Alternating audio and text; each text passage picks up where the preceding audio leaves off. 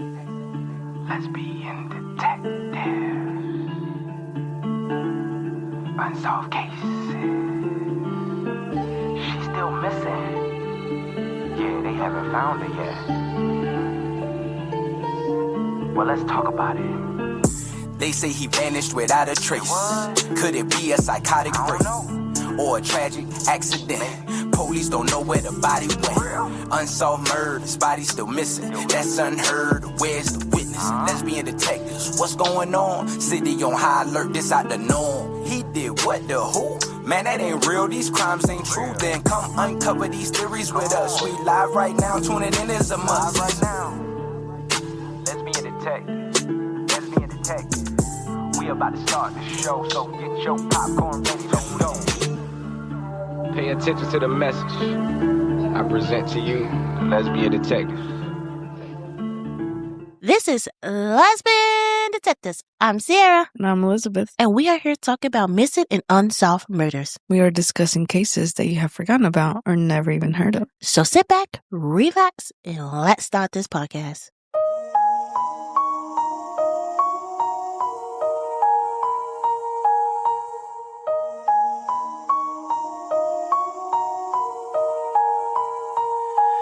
Welcome back, everybody. And you're like, Sarah, you kind of sound a little funny. Yes, I am sick, and I'm about to go on vacation in less than 3 days. She sounds and looks funny. Shut up. So I have been taking medicine. I got my tea. My wife gave me this cup. If you're on YouTube, you can see it. It says, I love New York. Guys, I'm getting there because I do not want to be sick on my vacation. I'm still going. I don't care. I have to wear a mask, some gloves. I need a vacation. But also, I don't know if you heard, the women basketball is coming back. They signed the deal. Everything went through. I'm so excited. But then the tickets went up a lot. Yeah. Oh, a lot. I want to say like what, double? Not even double, really. Like kind of double. Triple, yeah. Are we going to go? We probably still kind of go to a couple of them because we love women basketball and we are here to support them. We don't want to be like, oh, now they get the pay. We're like, oh, too high. Let's go back. No, we are still going. And it's one game I want to go to. I just have to see if my favorite player is going to be on that team because it's right after my birthday. So who's your favorite player? Dejanay. Still? I mean, I don't know. I have to see. Like, I'm not real. Like, I'm not loyal because I'm not loyal. You're not loyal? I'm not loyal. I would kind of switch up a little bit. But you know what? Serena Williams has always been my favorite athlete. So that's been since I was in middle school. I switch up too. Yes. Well, this case right here, when I read it, I'm like, it's so solvable. Like, I said it a lot of times, but this case is, and also what the mother went through. Gosh, I pray for her and I give her all the strength that she needs. Now let's say my favorite line. Let's get into the episode. Today's case is one that doesn't feel finished. It feels broken, scattered, as if an entire life was reduced to a fragment and left behind with no clear ending. A story interrupted mid-sentence with answers that never came and questions that only grew louder with time. It doesn't begin with flashing lights or police tape. There's no witnesses running through danger. No dramatic 911 call playing in the background. Instead, it begins with something far quieter and far more unsettling. Silent. The kind of silence that creeps in slowly at first. A missed call. A message left unread. A day that passed without hearing a familiar voice. Then 2. Then 3. For most people, that silence would be easy to explain away. Life gets busy. Phones die.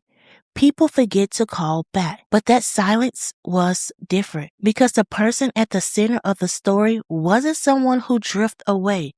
They didn't disappear for days without warning. They didn't ignore the people they love. If anything, she was the one constantly checking in, the one who worried, the one who called again just to make sure everything was okay. So when the calls stopped completely, it didn't feel distant. It felt like something was wrong. And then, just as the silence began to settle in, messages appeared, reassuring at first glance, convincing enough to keep hope alive, but strange enough to plant a seed of doubt that refused to go away. Because sometimes the most disturbing part of a disappearance isn't what you hear, it's what you do. And in this case, those messages will lead to a discovery so disturbing, so deeply unsettling, it will transform a missing person case into something far darker. A mystery defined not by violence, but by deception. A mystery that remains unsolved to this day. This is the case of Candice Taylor. Her name was Candice Taylor. She was born on June 19, 1995, and she was deeply loved by her mother, Theodora Taylor, a woman who would later spend months unknowingly communicating with the person responsible for her daughter's death. This is not just a missing person case. This case involves a brutal killing, a body taken apart, a killer who hides behind someone else's identity, and a trail of questions that still haven't been answered. In March of 2017, 21-year-old Candice Taylor was living in Southeast Columbus, Ohio. She shared an apartment with her boyfriend. Life wasn't glamorous. She worked multiple jobs just to stay afloat, but she was moving forward. She had plans, including a dream of becoming a fashion designer and eventually moving to New York City. She was funny and deeply connected to her family. Candice spoke to her mother constantly. If her mother missed a call, her phone would quickly fill with messages asking if she was okay. She checked in. She showed up. Candice was not someone who disappeared without telling anyone.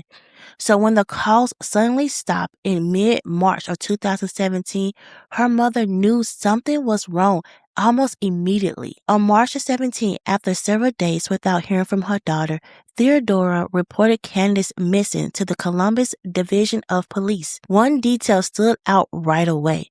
Candice lived with her boyfriend, yet he had not reported her missing. Public information about his statements has been limited, but investigators did confirm that he was interviewed. Police have never publicly named him as a suspect, and no charges have been filed. Still, the fact that Candice vanished from the house they share raised concerns. Had he seen her leave? Did they argue? Did he know where she went? Those questions have never been fully disclosed. Around the same time Candice was reported missing, something unusual happened online. Her longtime Facebook account suddenly disappeared. Shortly after, a new profile appeared using her name. Then messages began arriving from that account. According to the messages, Candice was pregnant and had decided to leave Columbus to clear her head. She said she was going to Cincinnati and needed space from everyone for a while.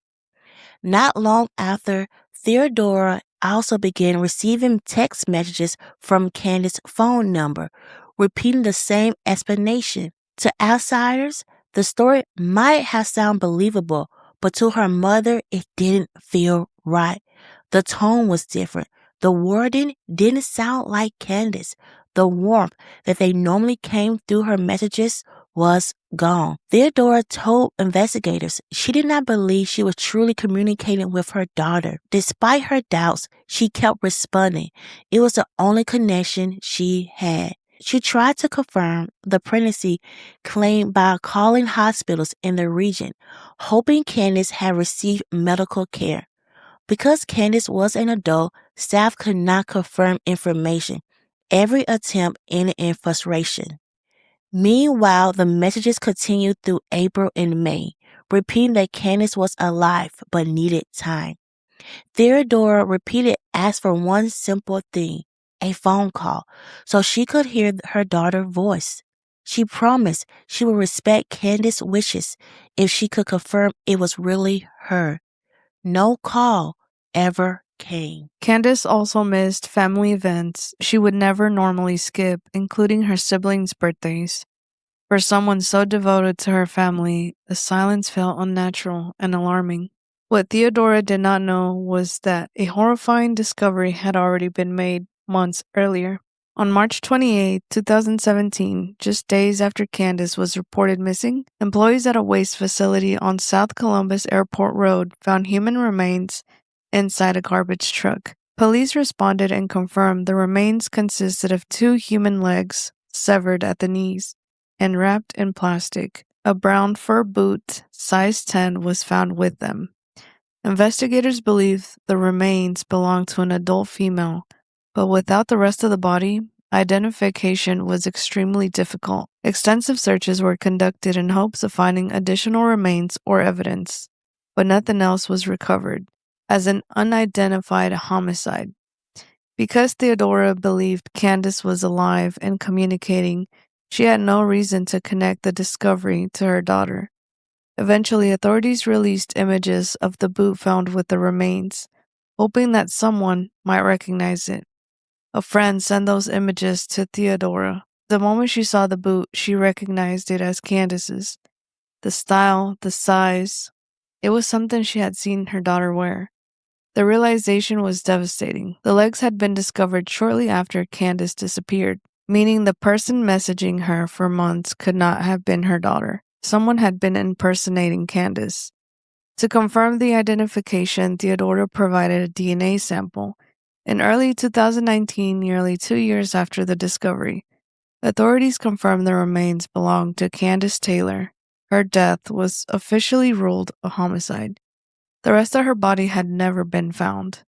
Investigators have released very few details about what happened during the days between Candice's disappearance and the discovery of the remains. It is unknown whether she was killed, how she was killed, or where the dismemberment occurred. Early investigative reports listed 2 men as persons of interest: her boyfriend, with whom she lived with, and another man she had previously been involved with. Police later confirmed there were persons of interest, but stated there was nothing definitive and declined to release names publicly. No arrests have been made. One of the most disturbing aspects of this case is the extended impersonation. Someone deleted Candice's real social media account, created a new profile, and communicated with her mother for months. It remains unclear whether those messages were sent from Candice's phone, another device, or a computer, and authorities have not disclosed whether the digital activity was traced. The motive behind the deception is unknown. It may have been an attempt to delay a full investigation or to create the appearance that Candice left voluntarily, but the effect was devastating. It kept hope alive while the truth remained hidden. Today, Candice Taylor's murder remains unsolved. Her mother has spoken publicly about the pain of not having closure. Without a complete body, there is no traditional burial and no gravesite to visit. The questions surrounding Candice's final moments remain unanswered. Somewhere, someone knows what happened. Someone knows where the rest of her remains are, and someone knows who sent those messages pretending to be her. Until those answers are found, the case remains open, a young woman's life cut short, and a family still waiting for justice. Before we end this case, it's important to remember who this story is really about. Candice Taylor was not just a victim in a horrific crime. She was a daughter, a sister, a young woman with goals, humor, and a future she was actively working towards. She was born on June 19, 1995, and she was deeply loved, especially by her mother, Theodora Taylor, who is still searching for answers years later. Candice's case remains unsolved. No arrests have been made, and the other person responsible for her death and for the months of messages sent pretending to be her has never been publicly identified. If you lived in the Columbus, Ohio area in March of 2017, if you remember anything unusual, if you knew Candice, her boyfriend, or anyone connected to her life at that time, even the smallest detail could matter. Investigators often say that one piece of information, no matter how insignificant it may seem, can be the key that finally breaks a case open. If you have any information, you are encouraged to contact the Columbus Division of Police or your local law enforcement agency. And if you don't have any information, you can still help by sharing Candice's story. Awareness keeps cases alive. It keeps pressure on investigators, and it reminds families that their loved ones are not forgotten. Thank you for listening, for caring, and for taking the time to learn about Candice Taylor's life. Stay safe, look out for one another, and hold your loved ones close. This is the case of Candice Taylor. Now let's get into some theories. Theory. Let's get into some theories. Everyone is a suspect until proven guilty. Let's get into some theories. Lesbian detectives. What type of thoughts you thinking? What theories running through your mind? I'm thinking all types of suspicion. Uncover the truth, what we can find. Witness say they saw somebody creeping out the back door. What you think they did it for? That's so crazy, I'm not sure. They found a car, where could she be? Here go another puzzle piece. Researching through your history. It's plenty unsolved mysteries. Everyone is a suspect until proven guilty. Let's get into some theories, yeah. Let's get into some theories. Everyone is a suspect until proven guilty. Let's get into some theories. Lesbian detectives. You or me? Good. I feel like I finally, because last case I was stuck, but this case I have an answer. I think it's the boyfriend.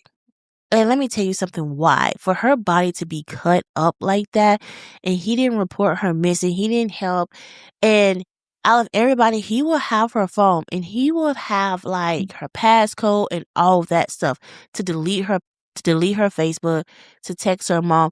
He knows like, oh, her and her mom are super close. You know, if a serial killer gonna kill somebody, they're not gonna take it upon themselves to like contact the family. It is his Asian show, guys. I just started watching where he do actually unalive girls, and he get into their phone and he do post stuff. Like, it's just weird. It's a good show. You should check it out.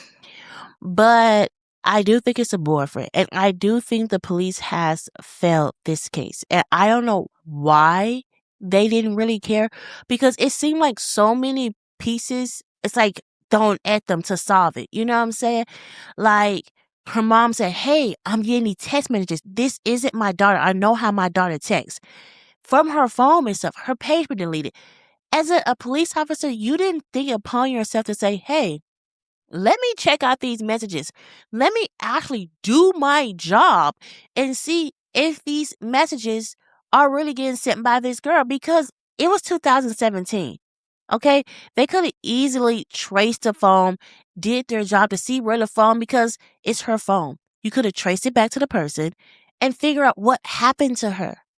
And then when a mom, like, hey, these are my daughter body parts. Here's my DNA. Let's test it. It took you 2 years to get results back.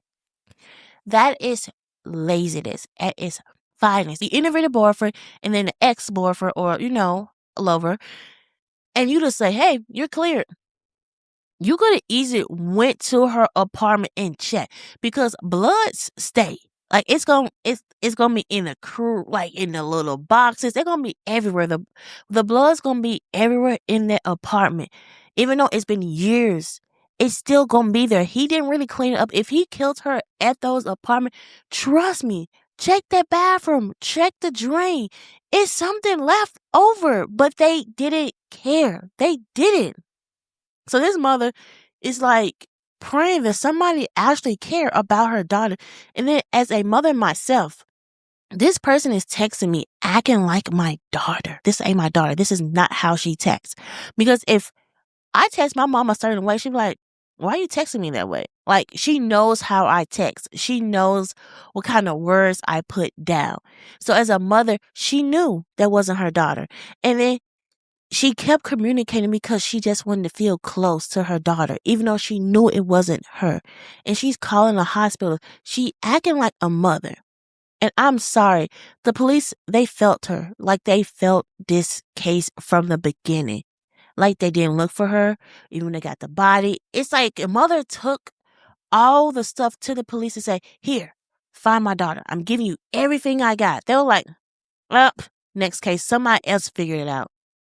And that's the sucky part about it, and makes me want to cry, because as a mother, I don't know if I'm strong enough to deal with that type of pain. Like, I don't know, like, how she's getting up every day and knowing, like, my daughter's deceased and these police don't care that I'm over here fighting to get justice for my daughter and they don't care. It's just sad. I also agree that it's the boyfriend. I don't know how long they dated, but I know when we first moved together, like, I knew your schedule. I knew you also call your mom every day, at least once a day. Mm-hmm. And, I got to kind of know her a little bit more through your phone calls and stuff. So the boyfriend knew her day to day. He knew what conversations were had. So he had an idea, but obviously he's not going to be able to replicate exactly. Mm-hmm. He wasn't going to be able to exactly replicate Candice. But I do believe, it was him because he had the most experience. And if it wasn't him, he would have reported her. Mm-hmm. But she wasn't reported. And then on top of that, you were like trying to cover up something, or I just don't get how somebody's daughter gets murdered and you don't report it. Mm-hmm. Your If you girlfriend? had some sort of decency, even though it's hard news to break, you'd be like, hey, your daughter died. Mm-hmm. And you would try and be there for the family and try and like bury her. But no, and if you're guilty, you're going to try and hide, you're going to try and deceive, and you're going to try and buy yourself some time. And I don't know if the time really did help him. It looks like it did. Mm-hmm. And it's crazy how they only found the legs. I don't know what happened to the rest of the body. There's multiple ways that he tried to get rid of the body, but only the legs were found. The landfill is a big space. It could have been in another truck, or he could have done it in different Mm-hmm. batches, Mhm. maybe. I don't know. But I do believe it was the boyfriend, because if it was the ex-boyfriend, the boyfriend would have probably reported it. Mm-hmm. That's the only one that had to live their life normally, like a normal day. So I do wonder what he did for a living. Because to cut them body parts up and throw them different places, you had the knowledge. Like, cutting up a body isn't easy. Like, it's so much work. I haven't been through it, guys. Don't say like, oh, Sarah, no. I just know I watch true crimes and they have talked about like cutting up a body is not as easy as people think it is. And I'm like, they live in an apartment, so they neighbors didn't hear anything. Like, it's so much to think about because doing an apartment is crazy. You don't have the space you do at a home, you know? So the crazy thing about what did he do for a living? But thinking about her, she did work multiple jobs. So I'm like, was he working? Or like, was he in medical school? We got to think about that too. Somebody who's in medical school will know how to cut up a body. They will know how to like really, they know what bones and how to do it because you learn that in medical school. So I wonder, or a police officer. Because why are the police hiding his identity? I have never, only time I've seen police hide the identity of the person that may have unalived this person, if they know them or if they're a police officer. what kind of relationship did Theodora, Candace's mom, have with him? Mm-hmm. I would be knocking on his door. Mm-hmm. As soon as I found out, I'd be like demanding answers. What happened? Right. And how is it that the police ruled him off? So quickly. Did they really confirm his story? I feel like there was not enough attention on the case. Looks like they didn't care. So it's unfortunate. And I want to know the timeline. Like when she got the first message and when the body, when the legs was found. That's very important because what if he was watching the news? Oh shoot, they found the body. And that's when he started testing her because he needs to cover up hey, I am alive. And why did he delete the Facebook page? That's kind of weird for you to delete the Facebook page because you got into the Facebook because you only can delete it if you in the account. So why did you delete it and then make a new one? And then when he made a new one, police, ding, ding, ding. When you make a Facebook page, you put your email address or your phone number. You do one of those things. You put information in Facebook so you can make your account. So he had to put an email or a phone number. But you could put any email down. I You know, can but create a dummy email. you could create a dummy email, but they still can say, hey, this email was made in this location. Like, they can ping the location. I'm sure that they could find the person that did it. It's just the They're not doing police it. are not really doing anything. They're not really doing anything about it, which is very, very unfortunate because the mom needs answers. Yeah, and I want to know how the Facebook page looked. Like, what kind of picture was it? Was it one that she has posted before, or was it a new one? Because, like, if it was a new one, you're like, okay, like, where did this person get this picture from? It got to be from her phone. Like, it's so many things that doesn't make sense to me. That if the police really did their job, solve. And why are you hiding so much information? They usually tell you like bits and pieces, but they're keeping so much in. And I just feel like he has to be a cop, or he knows somebody that's a cop. Like, he's keeping this they are keeping this hush hush. And I hate that most cops believe they have to protect their man in blue, but it's like, why? And also, do you think this was his first person he ever unalive? I mean, Yeah. I don't think it is, because you really think about it. He thought this through. Yeah, I mean, some people are brighter than others. Some people, maybe like you, watch a lot of crime. Like, Mm-hmm. even though you haven't actually done it, you have an idea. Mm-hmm. But I mean, But I can't do it. Anybody I feel can do anything, Mm-hmm. and some people are smarter about it. Some people aren't. At the end of the day, they found part of the body, so it's not like he really had a lot of experience. If he had done it multiple times, he probably would have found another way to get rid of the body. I mean, he did a fantastic job, because only the leg's been found, and that's hard to figure out how she died or who she was. You know? Maybe, like I said, batches were done. Yeah, I feel like batches was done.